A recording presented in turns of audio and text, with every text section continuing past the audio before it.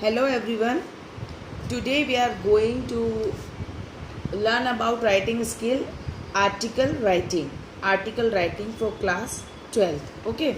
First we'll discuss the marking scheme because in 2020 the marking scheme is changed because your syllabus is reduced. Okay.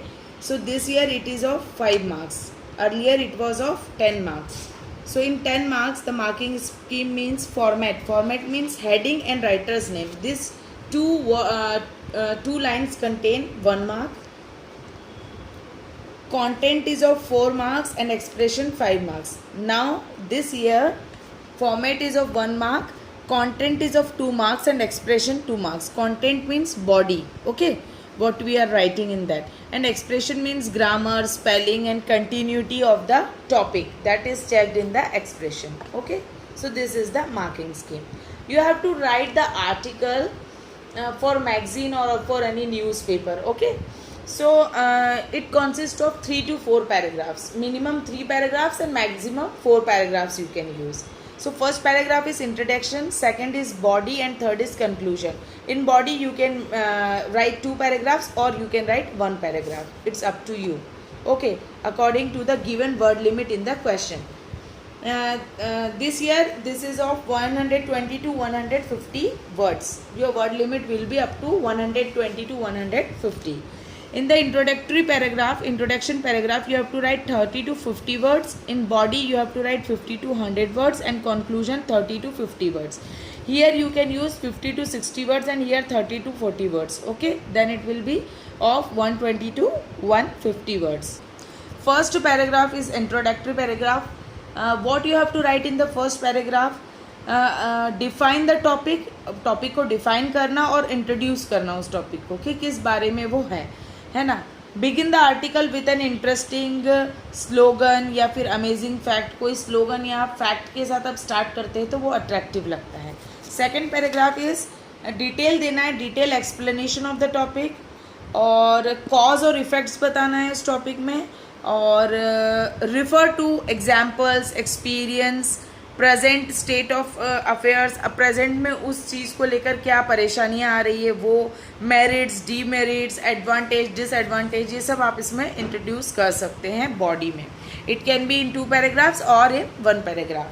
Conclusion last होता है जिसमें आपको solution देना होता है problem के लिए. और अगर आपको कोई ऐसे टॉपिक पे दिया गया है आर्टिकल लिखने को जिसमें कोई सॉल्यूशन नहीं है तो आप जो 2 पैराग्राफ्स आपने पहले लिखे हैं उनको समराइज करके लिख दें और कंक्लूजन जो है वो प्रॉपर होना चाहिए, लाइंस रिपीट नहीं होना चाहिए. फिर सम स्टार्टिंग लाइंस, कुछ स्टार्टिंग लाइन्स है जो आप इंट्रोडक्टरी पैराग्राफ में देंगे तो वो बहुत अट्रैक्टिव लगेगा. जैसे in the era of globalization it is indeed a reality that के बाद आप अपने टॉपिक को इंट्रोड्यूस करें. We are all familiar with the, तो टॉपिक को इंट्रोड्यूस करें. ABC में यहाँ पर आप टॉपिक लिख देते जैसे pollution as defined in the dictionary means that it is a genuine problem nowadays. Like this you can introduce this. Now some joiners, कुछ connecting lines है जो आप body वाले part में use कर सकते हैं. On the other hand, moreover, it is therefore important for each one of us that आगे आप उसको topic को continue करके connect करके लिख सकते हैं. Unfortunately, the real problem is that the reason for this is very obvious. It is very important that the public should be educated on the evil of like this. This you can use as a connector, these sentences. Now let's see one example. Write an article of 120 to 150 words for your school magazine to create awareness of the danger posed by indiscriminate use of plastic. You are Mohit or Mona. Okay, first you have to write the title. Indiscriminate use of plastic, ये title हो गया. Bye मोहित और Mona, boys मोहित लिखेंगे और girls Mona. अगर नाम दिया हुआ है क्वेश्चन में तो you have to write that name. If name is not given you can write ABC here. No need of writing your name here. Okay, इसका आपको 1 मार्क मिलता है ये टाइटल और बाय लिखने का. Okay, now first introductory paragraph. यहाँ पर आपको इंट्रोडक्शन, बॉडी ऐसे हेडिंग नहीं डालना है. Just you have to start the first paragraph with introduction. Plastic is use simple sentences and short sentences, so there will be no spelling or grammatical errors will be there. Okay, plastic is one of the many gifts which science has offered to us. Its use increased in late 20th century due to its cheap price and multiple uses. इसकी ज़्यादा use 20th century में हुआ है start, क्योंकि इसका multiple use है, ज़्यादा use होता है अलग अलग चीज़ों में, और इसकी प्राइस भी लो है.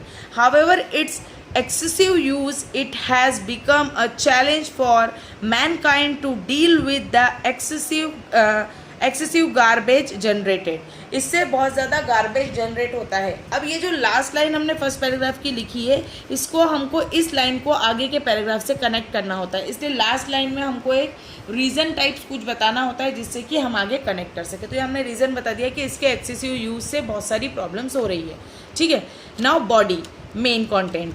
Plastic is non-biodegradable material, so when it is thrown as a waste, it does not decompose. ये decompose नहीं होता है. Thus, plastic garbage disposal is a major challenge before us. ये हमारे लिए बहुत बड़ा चैलेंज है कि प्लास्टिक गार्बेज को कहाँ और कैसे डिस्पोज किया जाए. Due to excessive garbage soil is polluted. इस एक्सेसिव गार्बेज के कारण सॉइल पॉल्यूट होती है. When we burn plastic it releases harmful gases. जब हम प्लास्टिक को बर्न करते हैं तो वो हार्मफुल गैसेस रिलीज करता है, विच कॉजेज पॉल्यूशन, जिससे पॉल्यूशन बहुत ज़्यादा बढ़ता है, and many diseases. Obviously disease भी होती हैं. अगर पॉल्यूशन होगा तो डिसीज़ इंक्रीज होगी. Animals which eat plastic along with food die. जो फूड के साथ जो स्टेरी एनिमल्स होते हैं, जो बाहर घूमने वाले एनिमल्स होते हैं, अगर वो प्लास्टिक खा लेते हैं तो उनकी डेथ भी हो जाती है. Last paragraph conclusion. So the need of the hour is to control excessive use of plastic. इस लाइन को आप कोई भी टॉपिक आ जाए आप इसको लिख सकते हैं. Simply banning plastic can not serve the purpose. सिर्फ प्लास्टिक को बैन करने से हम इसको हटा नहीं सकते हैं.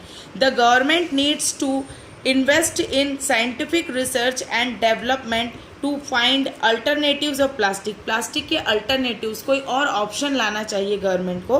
The public should be made aware about disadvantages of using plastic. Government को पब्लिक को अवेयर करना चाहिए कि प्लास्टिक के क्या क्या डिसएडवांटेजेस हैं. It is our duty to keep the earth clean and pure. ये लास्ट में एक ऐसी लाइन होना चाहिए जो सबके लिए पब्लिकली हेल्पफुल हो. So this is all about how you have to write an article. Now this is one more example here. Write an article for the newspaper in 150 to 200 words on the topic child labor. ठीक है, ये child labor occurs पे एक article है. तो heading क्या होगी? Child labour occurs. जो हेडिंग है, जो टाइटल है, that is given in the question, वो क्वेश्चन में आपको मिलेगा. अगर कुछ नाम नहीं दिया है तो you can write by ABC here. Okay, and this is the introductory paragraph given, 2 paragraphs of body is given, and last paragraph of conclusion is given. So in this way you can write the article. Thank you.